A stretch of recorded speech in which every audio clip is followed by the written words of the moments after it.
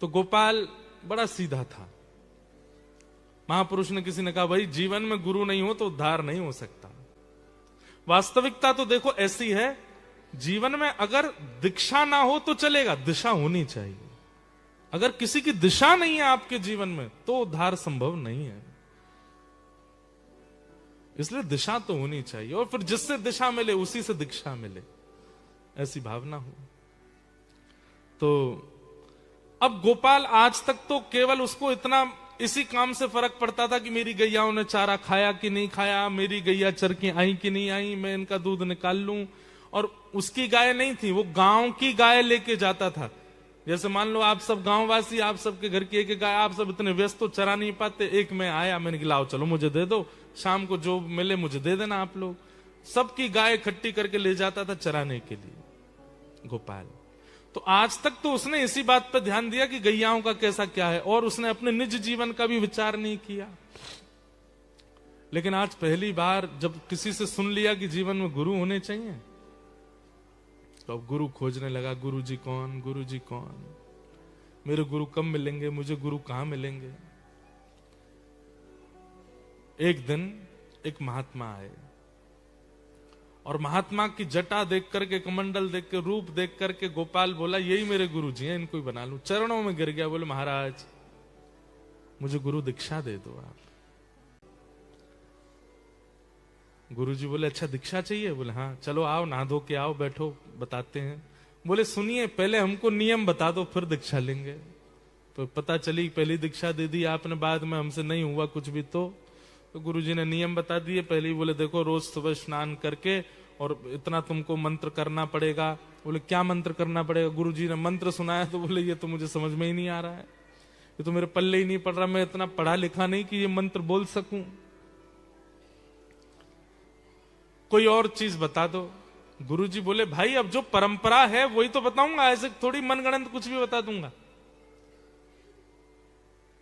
बोले देखो भगवान, हम आपको बहुत स्पष्ट बता दें, हम तो गैया चराते हैं और कई बार स्नान भी नहीं करते। सुबह उठते हैं, सबकी गैया समेटी, सिर पर स्वाफा बांधा, निकल गए, गैया चरा करके लाते हैं, हमारा तो स्नान भी नहीं हो पाता कई बार।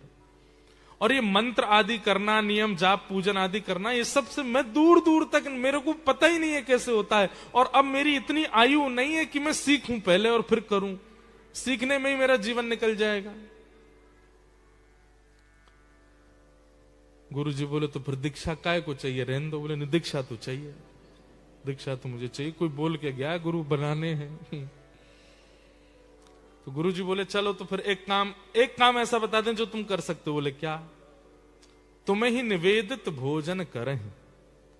भोजन करते हो रोज? बोले हाँ। बोले भोजन पहले ठाकुर जी को कराना फिर खाना, इतना तो कर सकते हो? बोले हाँ ये तो कर सकता हूं, कई बार तो मैं अपने बच्चों को पहले खिला देता हूं। बोले बस वैसे ही जैसे बच्चों को पहले खिला देते हैं फिर स्वयं पाते हैं, जैसे माँ करती है, बच्चों को पहले तृप्त करती है फिर स्वयं पाती है, पति को पहले पवाती है, ऐसे ही आज से तुमको करना है, पहले ठाकुर जी को खिलाओ फिर स्वयं खाओ। गोपाल बोला ये आपने बहुत बढ़िया बताया गुरु जी, इससे मेरा उद्धार हो जाएगा? बोले बिल्कुल हो जाएगा। नियम करने वाले, मंत्र करने वाले, जाप करने वाले का जैसा उद्धार वैसा ही तेरा होगा, तू ये कर ले। गोपाल को बोल गए, बोले कि क्या करना है? ठाकुर जी को निवेदित करके पाना है। लेकिन गुरु जी ने यह नहीं बताया था कि ठाकुर जी केवल भाव में आएंगे, ठाकुर जी की सामने प्रतिमा होगी, चित्र होगा, प्रत्यक्ष नहीं आएंगे ठाकुर जी। उसको लगा कि जैसे हमारे बच्चे आके बैठ जाते हैं सामने, पत्नी आके बैठ जाती है, ऐसे ठाकुर जी बैठ जाएंगे। जहां भी गैया चराने जाता था पत्नी भोजन लेके आती, पत्नी से कहता तुम जाओ हम खा लेंगे। हाँ गुरु जी ये भी कह के गए कि गुप्त रखनी चाहिए गुरु की बताई गई बातें, नियम, ये रहस्य होता है। तो पत्नी को बोलता भोजन धर दो जाओ। बोले हमारे सामने पालो, हम पवा देते। नहीं हम खुद पाएंगे, जाओ। पत्नी बोलती है ऐसे क्यों? अरे अब बुढ़ापा आ गया, अब खुद सीखना पड़ेगा, कल को तुम हमसे पहले चली गई तो तुम आदत लगा दोगी अपने हाथ से पवाने की, वो हमको खुद सीखना पड़ेगा। पत्नी बोली मतलब पक्का है कि पहले मैं जाऊंगी? बोले हम बात बोल रहे हैं, तुमको भी सीखना चाहिए, तुम भी हमारी प्रतीक्षा मत किया करो कि हम पाए उसके बाद पाओगी, तुम भी पा लिया करो और हम भी अपने आप देखा करेंगे। पत्नी भी ठीक है। अब सीधे साधे लोग ज्यादा बात थोड़ी करते हैं। पत्नी चली गई, उसने बर्तन खोले, सब सामग्री सामने रखी, ज्यादा कुछ तो होता नहीं था, मोटी रोटियां, कुछ गुड़ और कुछ मिर्ची वगैरह, सलाद, मूली, गाजर, बस। सब्जी तो बनती नहीं थी ज्यादा गरीब लोगों के यहाँ, गरीबी था बेचारा।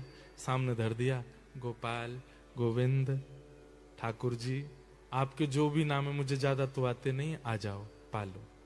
गुरु जी कह के गए आपको पवाना है फिर पाना है, और ऐसा बुला के फिर ढूंढता कहां से आ रहे हैं, कब आएंगे। गुरु जी परिचय तो बता के नहीं गए कि वो दिखते कैसे हैं, आएंगे भी कि नहीं आएंगे। तो बेचारा जैसे पशु पक्षियों के लिए दाना लेके घूमते हैं, ऐसे घूमता था सब जगह। आप कहां रहते हैं? अरे ठाकुर जी, अरे भगवान जी आ जाओ। गुरु जी कह के गए पहले आप पाओगे फिर मैं पाऊंगा। पूरे दिन ठाकुर जी का इसी भांति स्मरण करता, जगह जगह घूमता, नदी के किनारे जाता, वन में जाता, पहाड़ पर जाता, ठाकुर जी आओ पहले पाओ फिर मैं पाऊंगा। रात हो गई, ठाकुर जी नहीं आए। गुरु आज्ञा है, ठाकुर जी नहीं पाएंगे तब तक मैं पा नहीं सकता। रात भर ठाकुर जी नहीं आए तो रात को सारी सामग्री समेट करके गैयाओं को खवा दी, भूखा सो गया। एक रात निकल गई, दूसरा दिन आया, आज ठाकुर जी आएंगे, कल व्यस्त रहे होंगे कहीं पे। दूसरे दिन फिर पत्नी भोग लेके आई, सब सामग्री सजाई, बैठ गया, ठाकुर जी आओ पाओ भोग लगाओ फिर हम पाएंगे। फिर से ढूंढा, कल जहां गया अब दूसरी जगह गया कि वहां तो मिले नहीं थे, यहां मिल जाएंगे। सब जगह ढूंढा, ठाकुर जी नहीं मिले। 1 दिन, 2 दिन, 3 दिन, 10 दिन, 15 दिन निकल गए। अब तो आंखें गड्ढे में जाने लगी, हाथों में कंपन शुरू हो गया, वृद्धावस्था है, मुख सूखने लगा, आंतें सूखने लगी। पत्नी कहती मुझे आप ठीक नहीं लग रहे हैं, आपको देख करके अब ऐसा लगता है कि जैसे कोई रोग हो गया है क्या आपको। बोले मैं वृद्ध हो गया हूं ना। बोले वृद्ध तो हो गए वो तो पता, पर इतने ज्यादा आपसे चला भी नहीं जाता, आपसे बैठा भी नहीं जाता, आप कुछ बोल भी नहीं पाते, आप भोजन तो करते हैं ना समय से। बोले हाँ मैं सब पाता हूं, तुम चिंता मत करो। लेकिन वो रोज जाते ठाकुर जी को निवेदित करते, ठाकुर जी नहीं आते तो रात में सब गैयाओं को खिला देते। गुरु आज्ञा।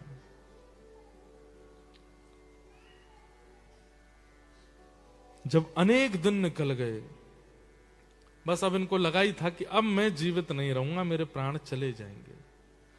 पत्नी भोजन लेकर के आई, अचेत अवस्था जैसी हो रही थी। पत्नी ने कहा मैं खिला दूं आपको। बोले नहीं नहीं रख जाओ, मैं खा लूंगा और तुम जाओ वापस। सामने सामग्री रखी है, उसने नहीं पाया। अंतिम क्षण चल रहा था, ठाकुर जी को बुला रहा था, इतने में ही मुरली मनोहर श्याम सुंदर साक्षात प्रकट हो गए। प्रकट होकर के उसके सामने जैसे ही आए तो जितनी उसके अंदर ऊर्जा नष्ट हो चुकी थी, सारी ऊर्जा पुनः वापस आ गई, नेत्र खुल गए, ठाकुर जी का साक्षात्कार हो गया। ठाकुर जी सन्मुख खड़े हैं और सन्मुख खड़े ठाकुर जी को देख करके गोपाल नेत्रों से अश्रु प्रवाह होने लगा। ठाकुर जी के आगे वो सूखी रोटी और वो सब चीज सामग्री धर दी। भगवान बड़ा विलंब लगाया आपने आने में, अब पा लीजिए। सामान्य सी रोटी और वो जो सामग्री थी उसको ठाकुर जी पा रहे थे बैठ के, और इतने भावुक हो रहे थे गोपाल के उस प्रेम भाव पर। ठाकुर जी ने कहा अब हमने पा लिया, अब तुम भी पाओ।